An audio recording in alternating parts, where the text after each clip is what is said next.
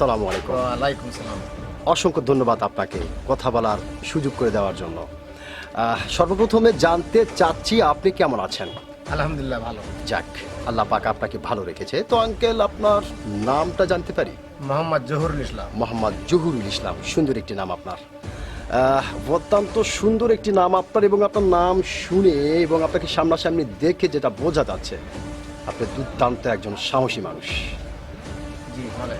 এটা কিন্তু আপনাকে দেখেই বোঝা যাচ্ছে। তো যেহেতু আপনি বাংলাদেশের একজন সচেতন নাগরিক এবং বাংলাদেশের একজন সাহসী মানুষ, সেক্ষেত্রে এই বিষয়টি আপনার কাছ থেকে জানতে চাচ্ছি যে আমাদের বাংলাদেশ স্বাধীন হবার পর থেকে রাজনৈতিক বক্তব্যের মঞ্চ থেকে শুরু করে নিয়ে ওয়াজ মাহফিল থেকে শুরু করে নিয়ে যে যেখান থেকে পেরেছে বাংলাদেশের অধিকার নিয়ে কথা বলেছে, আমরা দেখেছি সেই সমস্ত মানুষগুলিকে কারণে অকারণে বেকারণে মৃত্যুবরণ করতে হয়েছে। তো আঙ্কেল, আপনি একজন বাংলাদেশের সচেতন নাগরিক এবং বাংলাদেশের একজন সাহসী মানুষ হিসাবে আপনার কাছ থেকে জানতে চাই যে কেন বাংলাদেশের অধিকার নিয়ে কথা বললে তাকে অকালেই মৃত্যুবরণ করতে হয়? সেটাই তো বলতে মানুষ ভয় করে।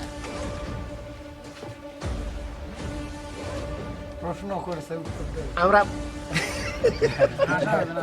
হাঁটা তো হবে না, অকালে মৃত্যুবরণ করে। এদিন এখন আওয়ামী লীগ সরকার যাওয়ার পর যে কোনো আলে হুমকি হামকি মারার, এই জন্য মানুষ ভয়ের লক্ষ্য থাকে।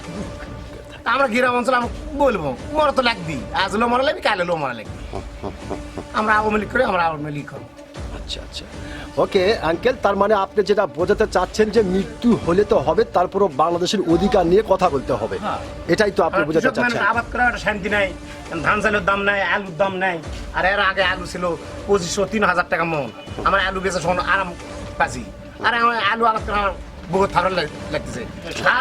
সার হলো মানুষের পাশে আয় ঘুরছে, আর এখন সারের পাশে আমাদের ঘোরা লাগায়। কেন ঘোরা লাগবে সেটা? কৃষক সারের পাশে ঘোরা লাগবে। বলো বল বল বল। ধন্যবাদ আপনাকে, আপনি অতি গুরুত্বপূর্ণ কিছু কথা বলেছেন আপনার, এবং সাহসী কথার সহিত বলেছেন। আমি আশা করব আপনার এই গুরুত্বপূর্ণ কথাটি ও সাহসী কথাটি বাংলাদেশের অনেক মানুষের কাছে জায়গা করে নেবে। ধন্যবাদ আপনাকে।